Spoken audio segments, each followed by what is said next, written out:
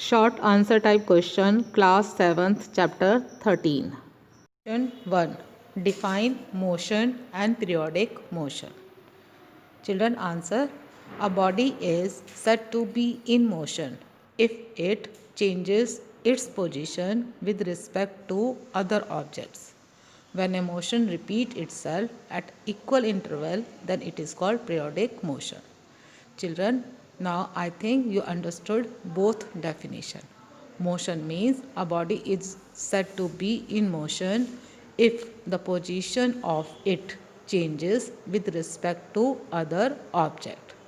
And the periodic motion means when a motion repeats itself at equal intervals, then it is called periodic motion. Now question number 2. Differentiate between uniform and non-uniform motion. Now answer. The speed of a body is said to be uniform if the body covers equal distance in equal time interval. And the speed is non-uniform if it covers unequal distances in equal intervals of time or equal distances in unequal intervals of time. Children, this is the uniform motion means a body covers equal distances in equal interval of time, and non-uniform means unequal distances in equal interval of time or equal distances in unequal interval of time. Question number 3. What is a simple pendulum? A simple pendulum is a heavy point mass called bob, suspended by an inextensible thread from a fixed point and allowed to swing freely under the influence of gravity.